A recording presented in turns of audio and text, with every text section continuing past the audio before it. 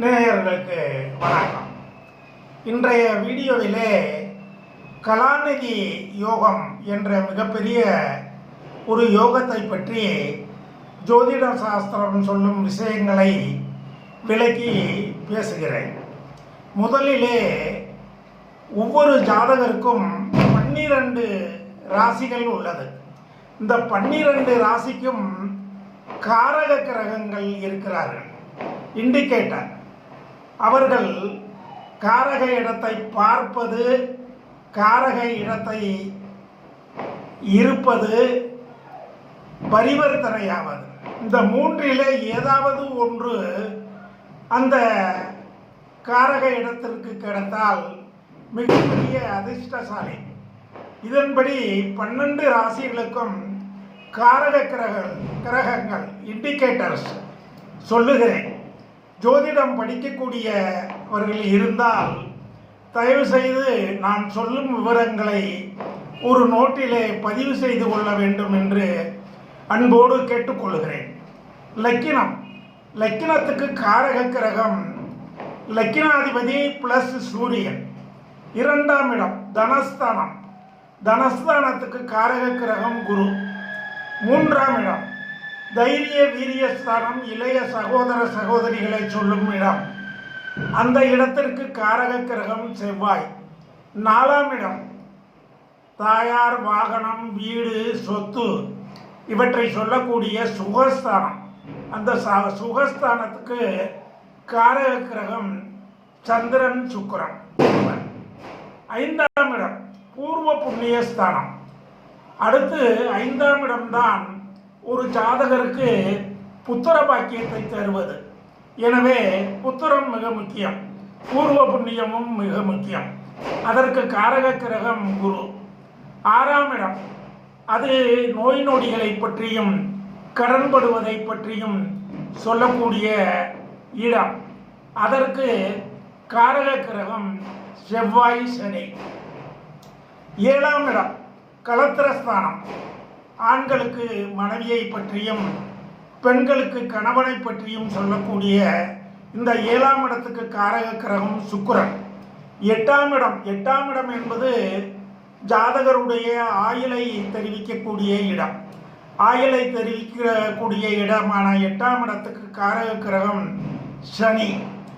9ஆம் இடம் தந்தை யோகஸ்தானம், பாக்கியஸ்தானம், தந்தையாரை பற்றி சொல்லுவது, உயர் கல்வியை பற்றி சொல்லுவது. இதற்கு காரக கிரகம் சூரியன், சனி. 10ஆம் இடம் தொழில் ஸ்தானம், அது ஜீவனஸ்தானம். ஒரு ஜாதகர் பார்க்கும் உத்தியோகம், தொழிலை பற்றி சொல்லக்கூடிய இடம். இதுக்கு காரக கிரகம் சனியும் செவ்வாயும்.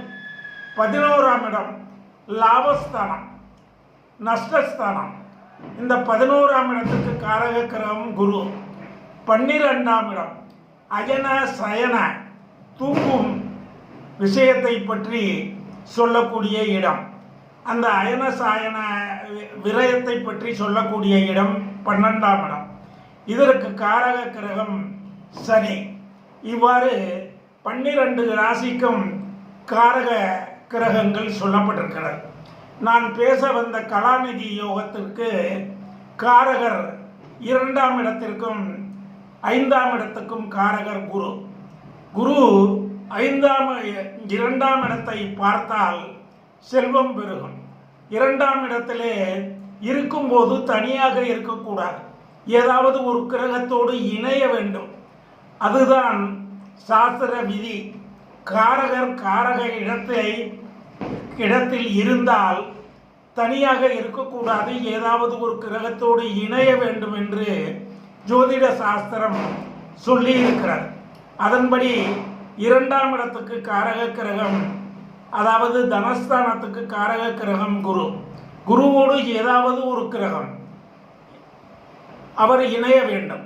அவ்வாறு இணைந்தால் ஜாதகருக்கு பெருமையான அதிகமான செல்வம் உண்டாகும், செல்வாக்கு உண்டாகும், நீடித்த ஆயுள் கிடைக்கும், நிறைந்த செல்வமும் கிடைக்கும். இவ்வாறான கலாநிதி யோகம் 2ஆம் இடத்துக்கு குரு ஏதாவது ஒரு கிரகத்தோடு இணைந்தால் கிடைக்கும், அல்லது குரு பார்த்தால் போதும், அல்லது பரிவர்த்தனை பெற்றால் போதும், அது தனியாக. இவ்வாறு இந்த 3 நிபந்தனைகள், சேர்தல், பார்த்தல், பரிவர்த்தனை, ஏதாவது ஒன்று சேர்ந்தால் ஒரு கிரகம் இருக்க வேண்டும். மற்ற பரிவர்த்தனை யோகத்திற்கும் பார்வைக்கும் கிரகம் இருக்க வேண்டிய அவசியமில்லை. இவ்வாறு சொல்லப்பட்டிருக்கிறது. இவ்வாறு 2ஆம் இடத்திலே குரு இருக்கும் பட்சத்தில் அந்த ஜாதகர் கலாநிதி யோகத்தை பெறுவார்.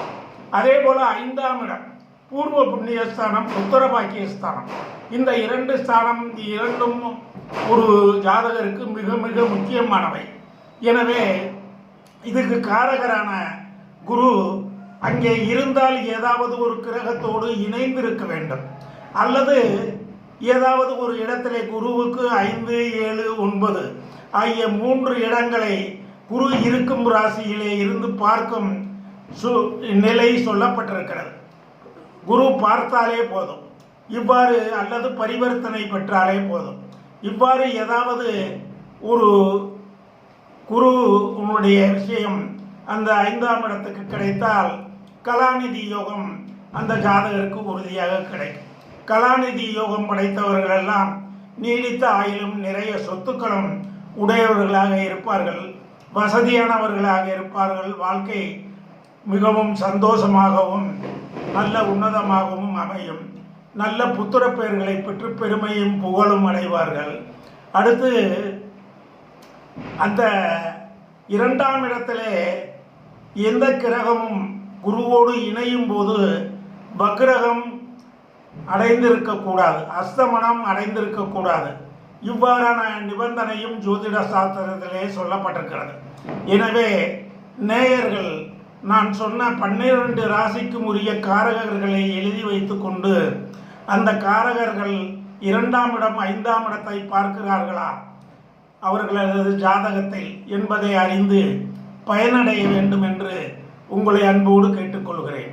உங்கள் அனைவருக்கும், இந்த வீடியோவை காணும் அனைவருக்கும் எனது வாழ்த்துக்களையும் வணக்கங்களையும் கூறி விடைபெறுகிறேன்.